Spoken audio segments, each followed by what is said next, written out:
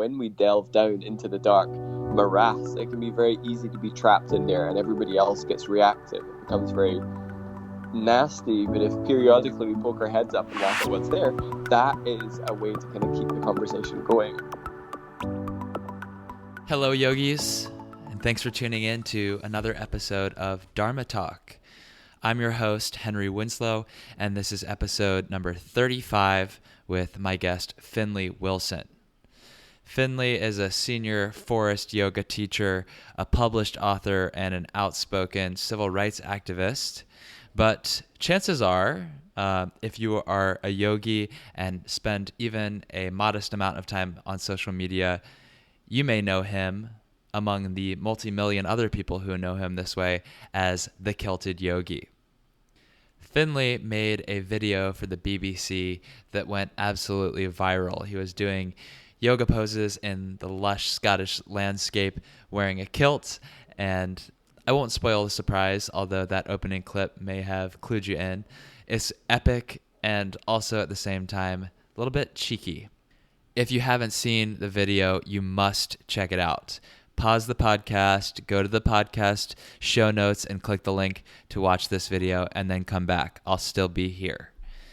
Now, the more important thing is that Finlay didn't waste this opportunity. He used the virality of this silly video to create a wide-reaching audience to speak on matters of deep personal importance to him. And that's what we're doing here on this podcast today, too. That's an ongoing theme through Finlay's teaching career and his Dharma. Integrating levity into important, darker subject matter to keep the conversation going. So I really admire that about Finlay, and I hope that you do too. We talk about a lot of difficult topics and some lighter ones in this conversation. We discuss the darker side of willpower and the role yoga played in Finlay's swapping alcoholism for bulimia and other forms of addiction. Talk about how if we aren't careful, we can end up using mental gymnastics to justify self-destructive behavior. We talk about something that's very important to Finlay, the validity of human feeling and the difference between quote-unquote detachment and emotional unavailability. And finally, we go through how Finlay parlayed 15 minutes of fame into a wide-reaching platform from which he speaks out on depression, abuse, and civil rights. So please stay tuned through these announcements, and we'll dive right into this interview with Finlay Wilson, the Kilted Yogi. Yogis, as we round out 2018, I have a jam-packed calendar, and I hope that you can join me for some of these events. The first one coming up is Sunday, November 11th from 12 to 2 p.m. I'm teaching a donation-based Vinyasa Yin masterclass at Lighthouse Yoga School. It's called Gratitude Practice because that's what I have for you. This is a donation class where proceeds will help pay for me to travel to China to compete in the IYSF World Championships of Asana. So come out for that, and if you'd like to support from afar, you can also donate on my website. I've also got workshops coming up in NYC, Richmond, Virginia, and Costa Mesa, California. So details and signups are available all on henrywins.com/events. At Lighthouse Yoga School in Brooklyn, New York, we are currently enrolling our next 200-hour teacher training for January 2019. So yoga teachers looking to level up your teaching, aspiring yoga teachers who want to do your first training, or yoga students who just want to take their practice a little bit deeper. You can get more information about that also at henrywins.com/events. And if you apply now using my referral code HenryWins, you'll save $100 on your tuition. There's no fee to apply, so go ahead, put your application in, drop the referral code, and lock in $100 off. What's your purpose? What's your vision? What mark will you leave on this planet long after you're gone? I'm Henry Winslow, and you're listening to Dharma Talk, the only podcast where I interview inspirational yogis on how they're changing the world in their own unique Whether you're still searching for your purpose or already walking the path, I hope these stories get you excited to live your Dharma. Hello, Dharma Talk community, and welcome back to another episode. Today, I've got my friend Finlay Wilson on the line. Finlay gained overnight international recognition for his cheeky and viral Kilted Yoga video, which aired on the BBC in 2017. But don't let that first impression fool you. The Kilted Yogi himself is quite serious about yoga. Finlay is a senior Forrest Yoga teacher who owns and operates a studio in his hometown of Dundee, Scotland. And he has also established the Young Yogis Project to bring free yoga to toddlers, children, teenagers, and young people with special needs and disability. Finlay is a cook, published author, media activist, and of course, tartan enthusiast. Finlay, I'm so happy to have you on today. How are you? I'm very good, thank you. How are you? I'm doing great. We always start these conversations with the same first question. So I'm not going to skip that. We'll go straight to that first question, which is this. What does the word Dharma mean to you? And what is your Dharma as you understand it today? It's a fun question so far. So Dharma to me has always been like an understanding of personal duty. And to me, I've always held myself incredibly accountable for my own actions, but also for my own willpower. So whenever I find myself in like really challenging situations, of which there have been many, I've always reminded myself that I've had like the willpower and the duty to oversee changing that. So whether it was injury, whether it was issues with alcoholism or mental health, I've always endeavored to drag myself out of that through my own willpower and seeing that as my duty to do that, if that makes sense. Yeah, that does make sense. And that's an interesting little spin that you put on it. Because I think a lot of people think about Dharma as the duty that we have to take certain actions or represent certain causes. But I've never heard anyone else bring the extend that duty into the willpower aspect. Well, I mean, that's the way I see it. I mean, if I cannot generate that energy for myself, then and I am planning to make myself an exponent of that in the world, and how am I a representation of that? Right. You know, so it's this idea of like heal yourself and then begin to do the work of potentially inspiring others to heal. Mm-hmm. And you but mentioned willpower is always made up. Go ahead. Of my personal discipline, you know, of a yoga practice of, you know, for even like getting up and doing a yoga practice on a daily basis, become almost an act of duty and repetition rather than one of, I suppose, there's no goal in mind. Right. Yeah, no goal. I mean, that's the classic practice with non-attachment, right? The vairagya abhyasa, that duo. But you mentioned that you've applied this idea of duty and action and willpower to a number of struggles in your personal background already. And I think you said some alcoholism and mental health issues. Would you be comfortable talking about some of that? Yeah, of course. I mean, like I would say like the alcoholism was probably one of the first sort of major barriers. It was masking a lot of mental health problems. But I think I was neglecting my own duty to self and was really like falling in with a crowd where I was like hustling for a lot of attention and acceptance, but was also in a place where I was in such turmoil with who I was and who I wanted to be that there was such incongruency in that drinking became one of the only ways to make sense of that experience. Mm-hmm. So, I mean, like usually before lunchtime, I would have made my way through like a liter of vodka. That's quite a lot for before lunch, I would say. That's quite a lot. For any time, really, I suppose. For any time of day, that's a lot for one person. Yeah, and how did that come to a head? So, I mean, that it came to a head where I went through like a breakup, and that was almost like a breaking point for me in that like I was lost. I didn't really know who to turn to, and that led to me attempting to take my own life. Okay, so which it got even darker. Wasn't successful. Yeah, well, my story isn't one of all rainbows and sunshine, sadly. Um, and so, like, after that moment, there was a real turning point there where, I mean, I had put on a lot of weight. I was incredibly unhealthy. I was drinking every single day, and I kicked my willpower into shape that day and basically like swore off of alcohol from then, and started a path towards eating better and exercising. Um, but without dealing with the mental health problems, I actually started using all of that in an incredibly helpful, unhealthy way, and started actually punishing myself with exercise. Like I started really punishing my body, controlling my food to the point that I was like an absolute food Nazi. And then when my first yoga teacher suggested that I couldn't get Maracasana C and D because of my weight, she suggested that I start practicing cleansing techniques and kriyas, basically vomiting in a bucket to lose the weight. And I picked up bulimia through yoga, confusing this concept of duty, because I thought I must do what this teacher tells me. This is my duty now. And so it became this other twisted entity.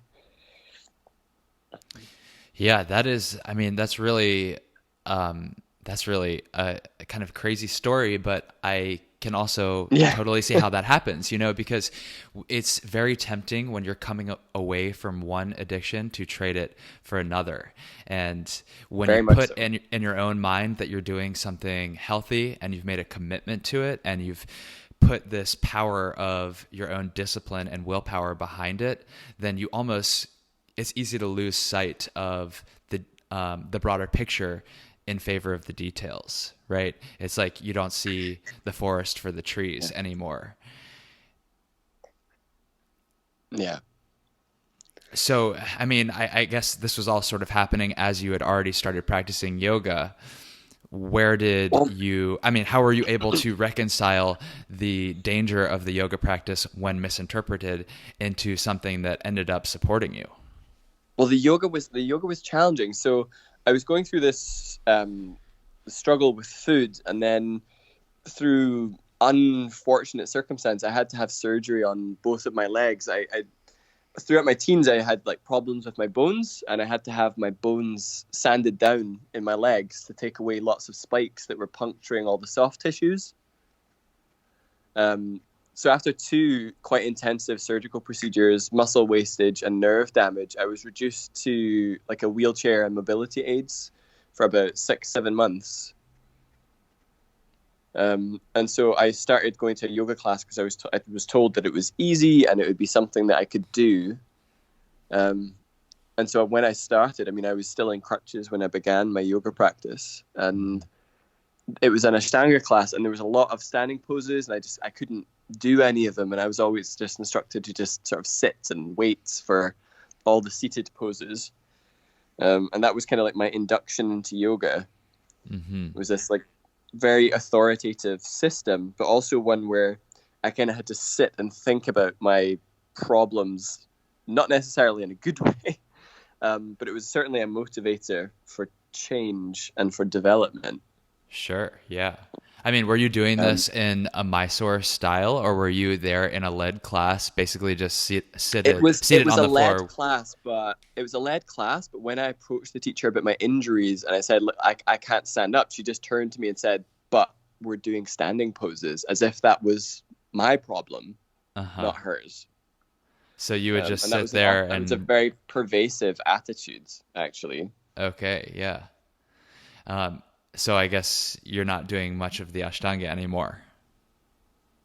No. I mean, I moved on to actually teach Ashtanga primary for about 3-4 years. And then when I did my Forrest Yoga training, as soon as I returned from that, I stopped teaching Ashtanga at all. Yeah, I've never gone back to it. Yeah, and now you have really connected to Anna Forrest and identified with that practice much more, right? Much so. So when I went to my first Forrest Yoga class was with Anna Forrest, and after we finished the first class, I was just sitting thinking, and she came over to me and was looking at me because everybody else had left the room. She just asked me what was wrong, and I said, I don't know. And she said to me, you need to cry and you need to sleep. And then I did both of those things, not obviously right there, but in the break. And when she came back, I was able to verbalize to her. I said to her, I feel like I have contained my yoga practice inside a tiny glass bottle and was so proud that I'd filled it, that I'd reached my maximum potential of this tiny glass bottle. And I felt like she shattered it and showed me that there was so much more that I hadn't tapped into on the physical, from the emotional, and from the spiritual side that I just hadn't grasped. I'd been so focused on like detachment and separation that I'd lost myself. Explain that. What do you mean exactly by being so focused on detachment? We were always taught very much in the way that the teachers were explaining the sutras, that to have an emotional reaction was not necessarily something to favor, that was a disruption of the thought waves, and that was almost something that we were looking to quell. So this idea of like clarity of thought, but also suppression of emotion, became this concept that we were drilled with, as well as this idea of like tapas, purification by fire, meaning that injury in the pursuit of a yoga practice became weirdly like a badge of honor. Mm-hmm. And so my daily duty was to observe doing a rigorous practice, no matter whether it was injuring me, and to strive to be essentially emotionally unavailable at all times in the pursuit of this calm. I basically became like a zombie human. Mm-hmm. because it was working, or I mean, you were achieving the thing that you believed that you were supposed to be working toward. Yes. Oh, I was really good at it. Yeah, right. I mean, you clearly had a very dedicated attitude and hardwired discipline for the practice at whatever given point, the way that you understood it, right? So if you had decided that that's what you were trying to do, taking to that kind of an addictive personality, working with that kind of philosophy, I could use mental gymnastics to use any piece of Yoga Sutra to beat myself to death with. Mm-hmm. Right. And I was really good at that too. So what was the turning point there? How were you able to reframe your thought pattern around what was considered an acceptable expression or investigation of emotion? Before or after Forrest Yoga? Well, I mean, I take it that the Forrest Yoga was a part of that turning point. Yeah, I mean, Forrest Yoga was very much a turning point in that I was being invited to feel my body, which was something I'd never been cued before in an Ashtanga class. In an Ashtanga class, I was essentially making a shape. I was there for 5 counts, and that was me gone. All right, there was no thought, there was no thinking, there was no decision, there was no choice point. But being asked at the start of a class, for example, to choose a spot that needs healing and to focus on that in every single pose, and to do the pose in a way that deals with that issue in the present moment, was an absolute game changer. Mm-hmm. To focus inside rather than, I mean, Forrest Yoga doesn't use a practice of drishti, for example. So there's no external gaze, there's no inane counting to 5 just to get the hell out of that pose. There was none of that. And I'd never had that before. Yeah. Interesting. That's very interesting. Yeah. I mean, because really, like, you can find justification for even the things that you're talking about now in the sutras too. So it's really, how can you support what you're trying to do? You know, I mean, the sutras talk about reverting your senses inward too. I mean, that's the 5th limb of the Ashtanga 8-limbed path. Yeah, pratyahara, sensory withdrawal, is very important. Exactly, but we have a selective understanding, right? So we pick out the lessons to form a narrative that we want. Exactly. I feel like there was a lot of people getting super fixated on a lot of the information from the first book, and then actually, like book 2 and 3, like people are just being incredibly selective about the way that the exponents are being explained. And so I think it was very easy to use them as almost a bludgeoning tool. Right. Instead of one to move you forwards. And so my practice became one of not like, because I was totally like, I was boasting to friends like, just you wait, I am not reincarnating, just you wait. But now it's like Forrest Yoga has brought this idea that actually spirit is something that is here, it is there with you, it can be interacted with, and it's for right now. It's not for when you die and move on. It is right now. And so essentially that my practices have been one of pushing spirit away and doing work that might benefit spirit when I'm dead, instead of necessarily making actions in this world just now that will enhance my connection to my spirit and allow me to feel more genuine in my actions. That was the game changer. Yeah, and that is a very interesting paradigm shift too, because if there's one way to look at that, which says that the new way, the forest way, is a deeper sense of presence. That's something that I grapple with a lot personally, is like, where do you draw the line between delaying gratification with the work that you're doing now to support some further mission, or even, just some future pleasure, versus appreciating what's happening right now. And that does not stop at the physical level. You can approach the spiritual level the exact same way. And I like the way that you put that. Well, let me hear a little bit about how your practice is actually looking these days, because you changed the way that you approached, or your mental framework around the practice. Did your actual physical practice of the poses or pranayama or any of the subtler practices, how has that evolved over time as you've shifted your perspective? Well, I mean, certainly on adopting a forest practice, you start with meditation and then move into pranayama. And so that has now that's now a daily practice. Whereas before, like I would save pranayama in my Ashtanga practice for really special occasions. Like almost when I wanted to feel holier than now, I think I would use it in that way. Whereas now it's like to start with intent setting and meditation, to start with perhaps even some journaling, and then pranayama, and then move into an asana practice. That's kind of where I've moved into. Certainly the repetition of an Ashtanga series, like I don't have that every day. I sit on my mat and I ask, like, what does my body need today? Where is sore? I mean, as a vestige of the surgeries and the things that I've done to my body, like I am sore a lot. I'm kind of in pain all the time. So my yoga practice has become one of maintenance to begin to alleviate that. I mean, there's issues with my spine that I can't do anything about, but I can start to work on. I can work in a way that minimizes my pain on a daily basis, and that's where my practice gets informed from.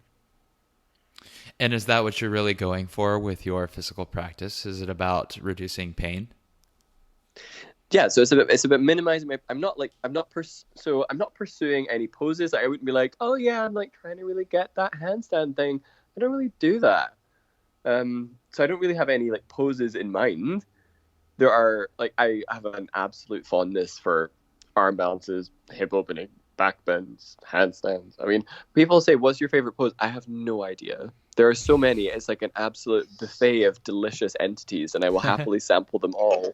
But that might come from an issue with my relationship with food. That's funny. So my yoga practice, when I sit down on a daily basis, I mean, one thing I will say, when I sit down on my yoga mat, the first thought is, oh, again. Like, here we go again. I don't really get excited about my yoga practice. So how do you get yourself to do it then? Willpower. It comes back to the willpower. Yeah. I know that if I don't do it, the next person I see in the street, I'm probably going to try and rip their face off. So I'm a better person when I've done my yoga practice. Mm-hmm. So there you go. I mean, that's sort of what I was talking about with this reconciliation of delayed gratification or doing something for some future benefit versus being in the present moment. Because, we always hear in yoga classes and yoga teachers often speak on the importance of presence, but you also do need to be mindful of what you can do now for the future, right? Like, because if you're only thinking about... I don't tend to get too obsessed about it. So if I'm thinking, okay, I'm in the present moment. In the present moment, I am still a collection and assembly of all memories and things that have brought me to this point, including any skills that I have that I would say are in my toolkit. if I want to, in the present moment, do things that will give me a greater toolkit for later on that day, the future me is going to be very grateful that that toolkit is slightly enhanced. Right. So I've got no problem mentally and spiritually to think, if I'm doing this, I can pay it forwards. And there's still no guarantee that I'll be pain free, but the future me, which will then be the present me, looking back, will be much gladder of that action than the inaction. Mm-hmm. Right. So basically, the present moment includes a consciousness of past and future. I think that makes sense, and that's a nice way to kind of pull it all together. So Yeah. Finlay, let's talk a little bit about this this Kilted Yoga phenomenon. How did that even come about? Like, where did that come from, and what did you take away from it? Oh gosh. Well, so I started doing. I got approached by the BBC to create some online content for their Facebook page, and it was just like almost an informal thing. And I created a video on like mindful intention setting for New Year's to deal with people making really flunky resolution settings. Then I made one about my dog, and the video about my dog ends up getting like 3-4 million views in about 2 days, which was one of their biggest videos that they'd ever had, and they were delighted. And so they basically said, like, when you do your next video, you've got free reign, do whatever you like, because they previously shot down I wanted to do the Kilted Yoga video first. Oh, you and did? They said, nah, Okay. it's not going to work.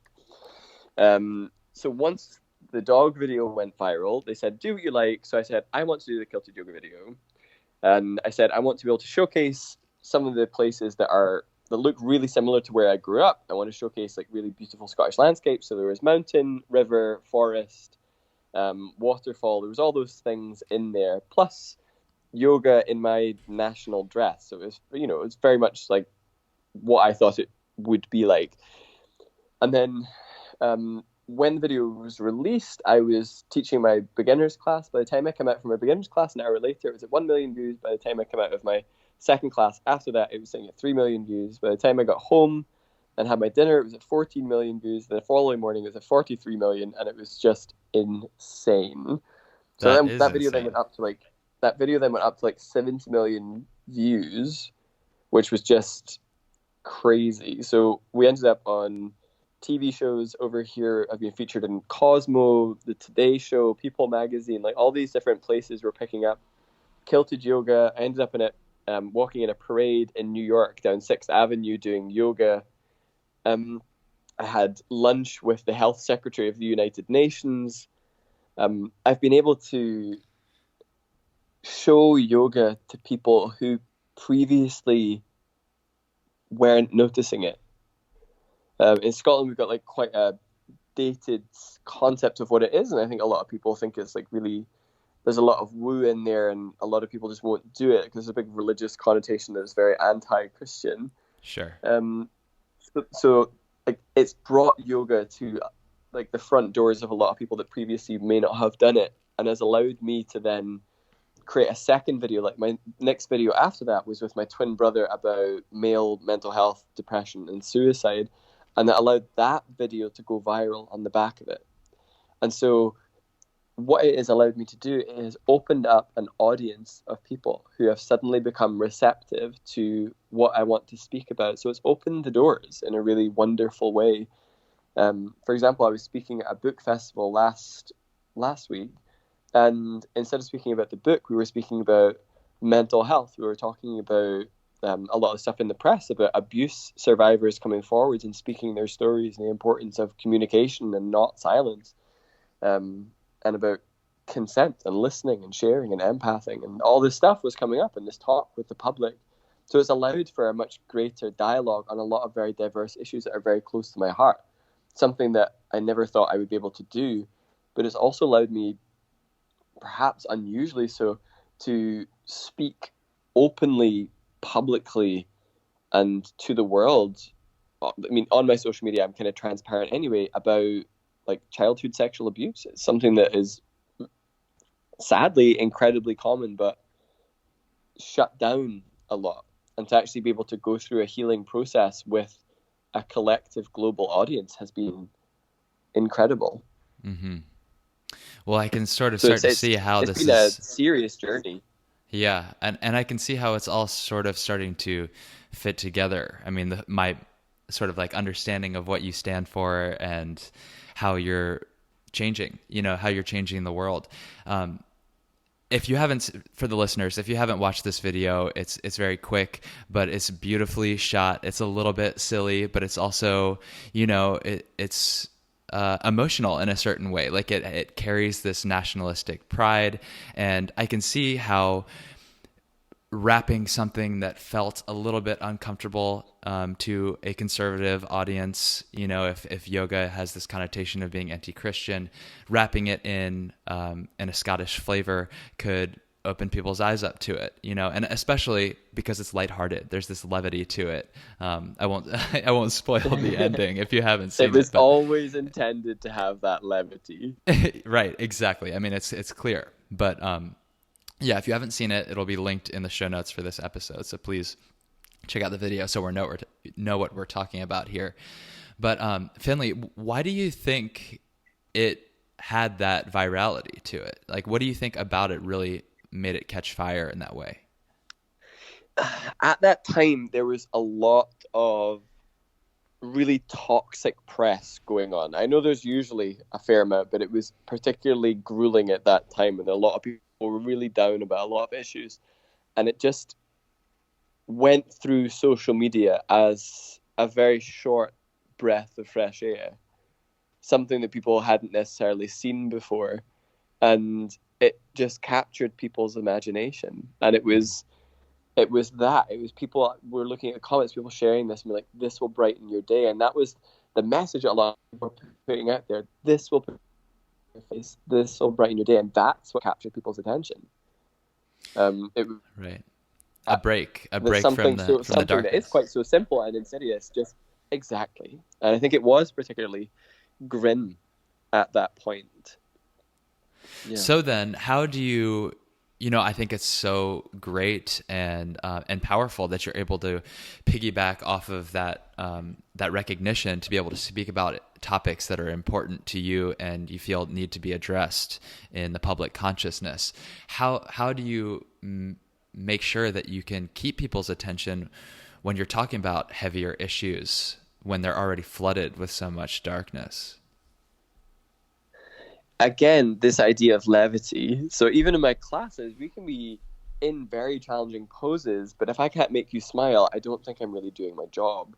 So I've always kind of considered myself a little bit of a almost like yoga fool at the front, doing dance with the bells to try and keep you in the room and in the experience. So the same when I'm speaking about these issues, I will still dance in there with little quips that will bring the mood back up, because I'm very well aware that when we delve down into the dark morass, it can be very easy to be trapped in there and everybody else gets reactive. It becomes very nasty, but if periodically we poke our heads up and laugh at what's there, that is a way to kind of keep the conversation going. And I find especially when I do my public speaking, that is how I keep the audience going.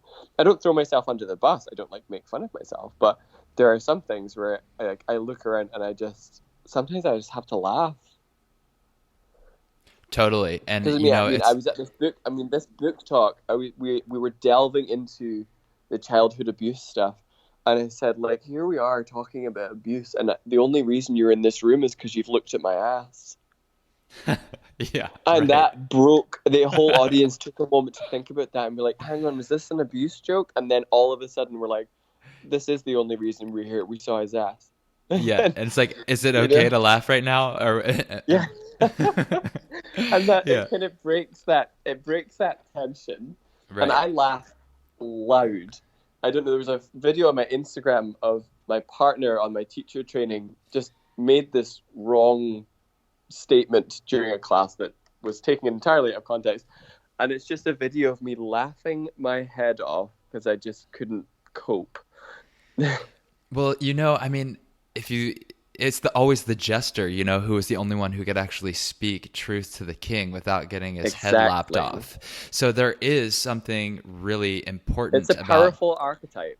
Totally, totally, and I can absolutely see how you would be the perfect vessel for that, because you just have this vibrance, this kind of like jolly lightness to you, and it doesn't mean, and I think it's important for people to see that just because we are happy and light and appear to be free, that doesn't mean that we aren't confronting these issues too.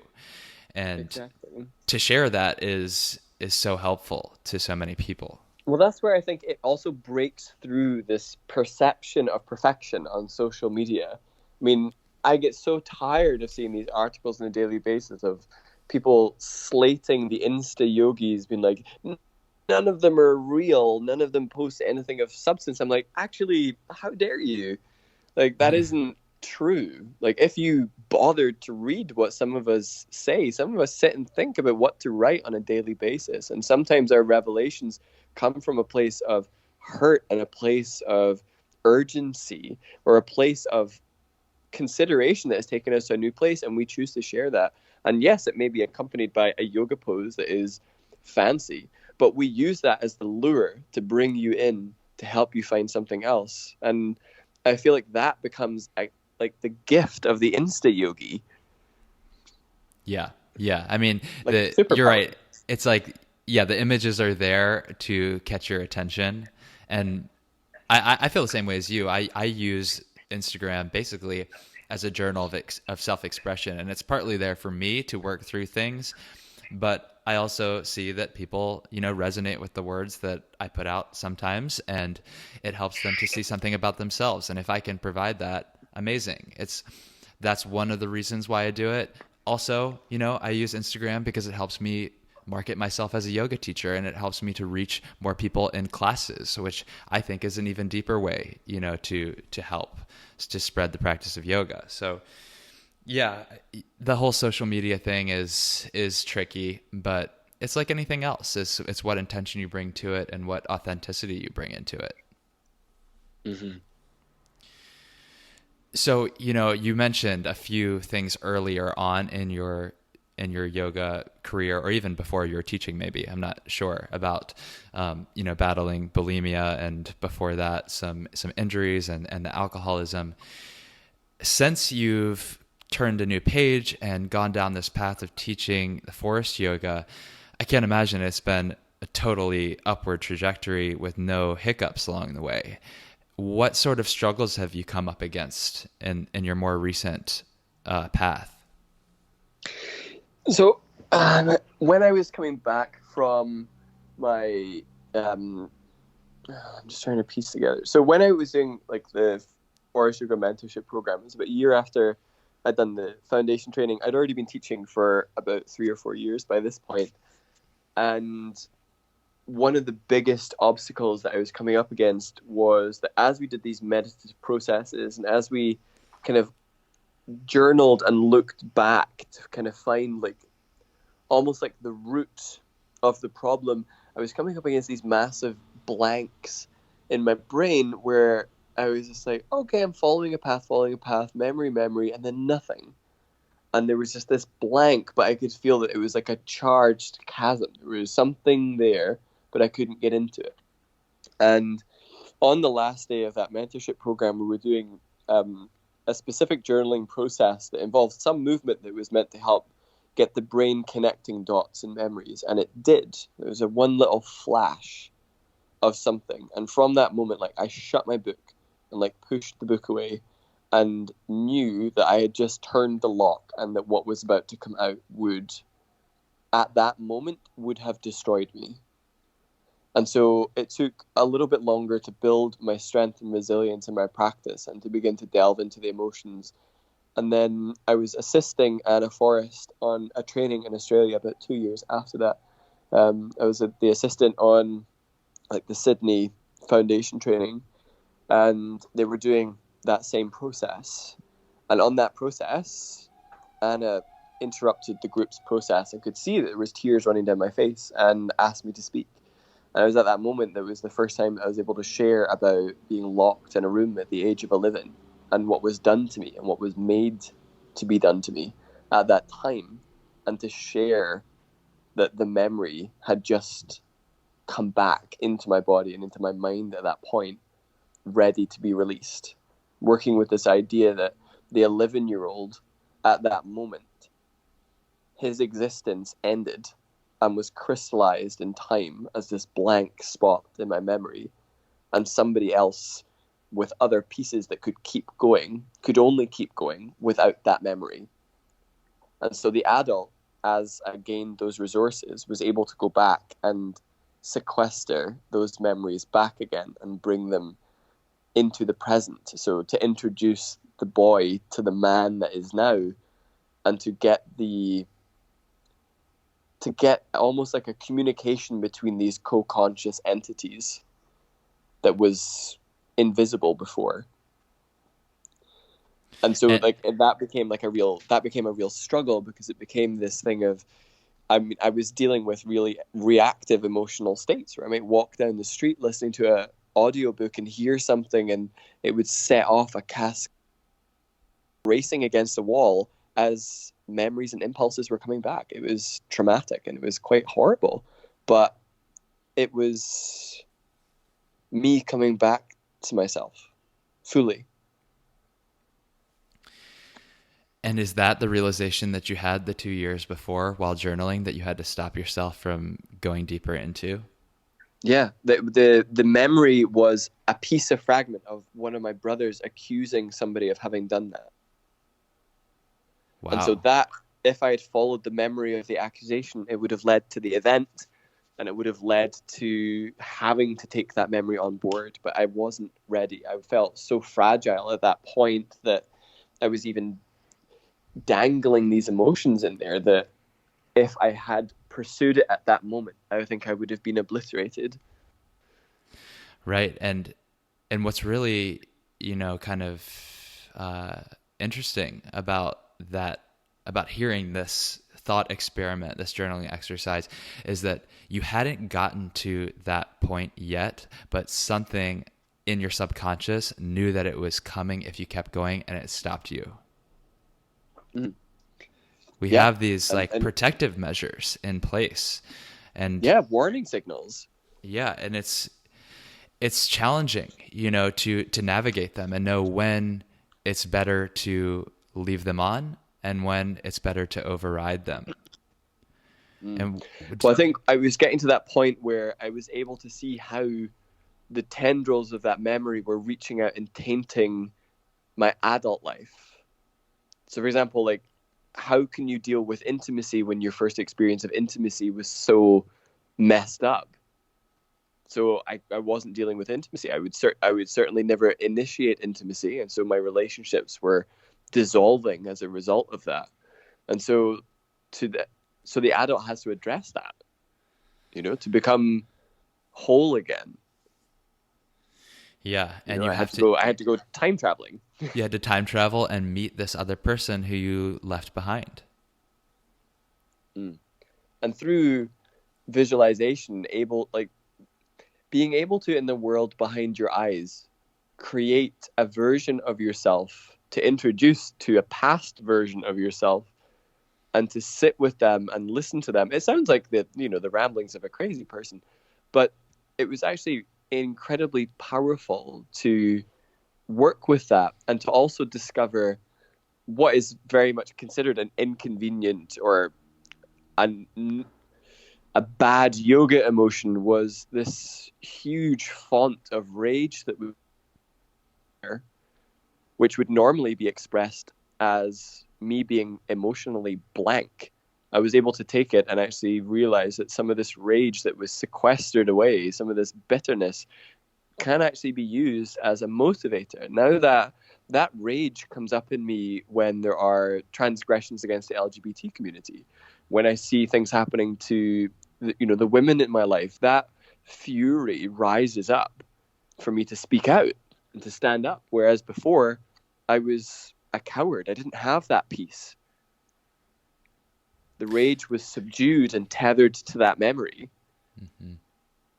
Yeah. It's like this idea of detachment from the emotions that you had been so focused on cultivating before Yeah. needs to It be, made me inept. it makes you inept, and it can be so easily confused with putting inaction on a pedestal when really they're Exactly. separate things. It's like, can you Exactly. have detachment and watch your emotions, recognize them for what they are, and honor that they are validated? You know, they're justified. Yeah. And that they're there for a reason. Like the emotions all are chemical signals from your body that something has to be done, that there's an impulse coming in. They're not there to be ignored. Right. Right. And that was probably, I think, like the profound shift that I had with Forrest Yoga that really changed the way I was working, because I was priding myself on being just so completely unavailable that I was untouchable. You probably wouldn't have used the term unavailable at the time, but yeah. No, I would have used, I probably would have thought that I was like spiritually blessed. Yeah. I'm pretty sure at that time I would have used like hashtag blessed not stressed. Yeah. Yeah. Just enlightened and above other the such turmoil. terrible hashtags. Well, okay, so now that you have this power and, you know, this appreciation for how rage can fuel you forward to make positive change, can you take me to one maybe more recent event or contribution that you've made that you feel particularly excited about, fired up about, or proud of? So a new project or something that is based in rage? Ideally one that's based in rage, yeah. So one of the, I guess one of the most recent ones I've spoken out against, I mean, it happens so frequently. Like I received a death threat to my home on the basis of my sexuality. Wow. And From someone that you knew? It was from a neighbor and they proclaimed that they were a neighbor. They wrote the letter by hand, and they threatened that they would harm not just me, but also my dog. We had our car tires slashed. And instead of allowing that to make me run and hide, instead of making the threat something that I would react to, I took it to rage and opened up the conversation to the community and made a BBC video about it. Appeared on television, ended up like on the phone to like the general of like the Scottish police, basically telling them that they weren't doing their job. And they still never really did their job. But speaking out about it, one of the really frustrating things that came out of it that annoyed me the most was all of these straight heterosexual couples and heterosexual people saying that this sort of thing didn't happen anymore. And just even because though it just had. Even though it just happened, trying to diminish it as this is not something that happens very often. I turned around and I said, you do not know the statistics. The statistics mean that actually it's happening now more than ever. Is that true? Trans community? Yeah. The Wow. trans community, it is up higher than it has ever been. So, like, if we're saying that we're in it together, it requires people to turn around and acknowledge that problems are problems. Right. And to think that, like, just because the number of people that also said, but you've got same-sex marriage now, surely things are fine. No, not so. So, for example, when I came to get my divorce, they hadn't written into law that same-sex divorce had the same rights. I couldn't divorce my partner for adultery because there's no such thing as adultery in same-sex marriage here. No way. So I ended up losing my home. I lost my animals. I lost everything that I had because we are not equal. Not under the law. Nope. Well, I mean, the good it's certainly thing no is that better in the States. Yeah, well, the good thing is that you do have, fortunately, because of your recognition through what was, a lighthearted yoga video, now you have the ear of the BBC and you have the ability to speak out to a large group of people, and that platform is something that you can use to your advantage to further this conversation. Definitely. But it's also something like I don't want to appear on TV and go through this like illusion of being straight. So whenever I appear on TV, I am my relaxed, jovial self. And that can be one that comes out with some like super campy jokes. And why should you have to disguise your personality? Exactly.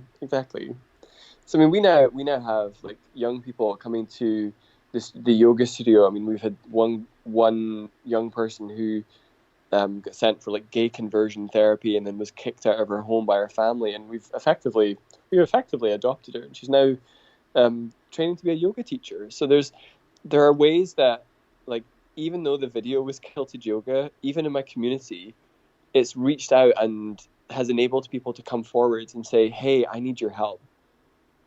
Amazing. And the really cute thing is, like, the kids that I teach, they are like, they boast to everyone that they meet that their yoga teacher is like famous, and they're so adorable with it.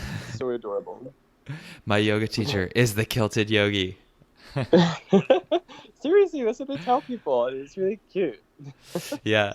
Well, I do want to give you a chance to talk about, I think you had another project in mind when I asked that last question. So apart from getting your message out on this podcast, what are you doing today to live your Dharma? So for me, I mean, we spoke that you and I both, we create content on a daily basis that acts as our journal. Part of my Dharma isn't just getting people into yoga. It's also, like, for me, it's looking after young people. So for example, today I was teaching a kids class, and one of my other teachers was trying to almost persuade in an affectionate way to get one of the kids to call me a name. And the child like refused, as if she'd been asked to stab me. Mm-hmm. And there was a loyalty in this 5-year-old who classed with me for a little while that was so fierce that I have to return that fierceness with them. And I think that all the kids that come to these classes know that if there was a sign of danger to them in that class, that I would be absolute mama bear in that scenario. And so, like, looking out for them, like, that was after my Forrest training that I created that project, because I thought, I want to do stuff that will give kids a space to be able to go to class, be themselves, and be silly and enjoy this. And it gives me this untapped way of being the jester with them in like a childish way, which has been really lovely. So I get to work with them, and I get to work with kids with like severe communication and mobility issues. And it's I don't do it for the reward, but sometimes the rewards are unexpected. Like when you have a child that cannot say a single word, and then the only word that they've learned in 3 years is the word namaste, that is both beautiful and heartbreaking at the same time. Yeah. And so part of the duty that I have, the part of the comeback is to look after and nourish the children, to make sure that they feel like there are role models that they can look up to, that they can be brazen and brash, but in a really focused and sensitive way. That's almost like my dream for them. I like that dream. I think that's part of the new generation's consciousness. With it comes back to the same things that we've been talking about in this conversation already. Like, can you acknowledge your emotions for what they are and respect them and see them as not being something to be ashamed of or suppress, but use them to fuel you? In all the readings that I've been doing around mental health, it's like, if I don't deal with them, then I will pass them on. Like, whether that is harming another person or in some way, someone will end up worse off in this chain. But if I do the work of processing it, I can put an end to that history and change it into something else. Now, if you work with an idea, like something that I read once about morphogenetics, this idea that we accumulate knowledge altogether and the next generation inherits it instinctively. So, for example, like my parents didn't know how to program the VCR, but I knew how to program the VCR without even looking at it. Children know how to use an iPad when they pick it up instantly, when their parents have no clue how to even unlock the thing. Maybe the next generation on from here will have ready access to their emotions if we are willing to do the work now. Right. Well, that's a beautiful sentiment. I hope that that's true. I hope that the laws of technology apply to our deep human consciousness too. How great would that be? Yeah. Well, Finlay, why don't we move on to the final section of this interview, which is called the prana round. So in this section, I'm going to ask you 6 rapid fire questions and ask you to answer minimum 1 word, maximum 1 sentence. Sure. Sound good? Sure. Okay. In 1 word, why do you practice yoga? Healing. Okay, second question is one that you've already commented on, but I'm going to ask it anyway. What is your favorite yoga pose and why? I would say hip openers. They get into parts of my lower back that other poses may aggravate. Yeah. Okay. What is the single best cue or piece of advice you've ever received from a yoga teacher?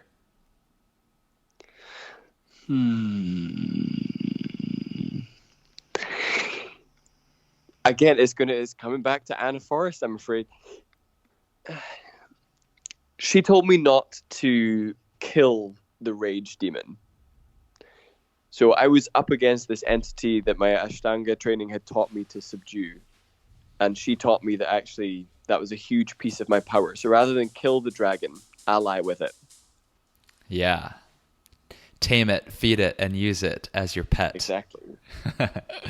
Okay, recommend 1 book, either modern or ancient, for our listeners. I Don't Want to Talk About It is what it's called. Okay, I'll find that. I can't quite remember. That's okay. It'll be linked in the show notes. I'm trying to remember the author. Yeah. So it's called I Don't Want to Talk About It, and it's about male mental health. And it's, if you're a male, it is worth you reading in any way. If you're a female, it is immensely helpful to read because it can give a very complex understanding to what is going on and what might be something to keep an eye out for. Cool. Thanks for that. Okay. Next question is yoga for everyone?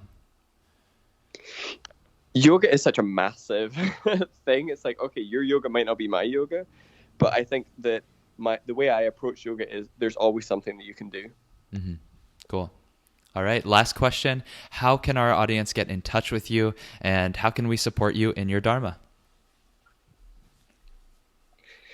So one of the things, if you are a USA audience, if you are interested in Kilted Yoga, then write to my publisher at Yellow Kite. We haven't got the book for sale in the USA yet because they thought, oh, we're not sure if there's interest. If you are interested, let me know. It's got 4 beginner classes in it, meditation, and a little bit of my background in there, and also a really great place to access Forrest Yoga basics. So it's like one of the only picture print books of Forrest Yoga that actually exists.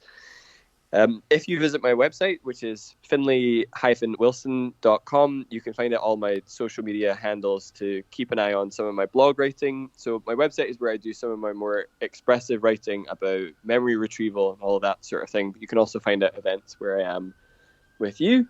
If you're a yoga studio owner and you want me to come and either do a talk, book talk, or even teach some Forrest classes, then get in touch. I'm always willing to come across to the other side. The other side. The other side. Amazing. Well, thank you so much for giving some of your time to me and the listeners of Dharma Talk. Excited to go check out some more content about memory retrieval, especially after you told that story. So I'll be checking that out. All the links to your socials and your website will be in the show notes. Thank you, Finlay. Have a great day. Thank you. You too. If you got something out of this episode, if you like Dharma Talk and want to keep it going, please do me a huge favor and subscribe, rate, and review on iTunes. I know it's not the most convenient thing to do, but it makes all the difference in getting the show out there and more visible to other people who can benefit from it. And hey, if you've got feedback or ideas or you want to get in touch with me, you can do that on Instagram at Henry Wins. Otherwise, I'll talk to you next week. And until then, keep living your Dharma.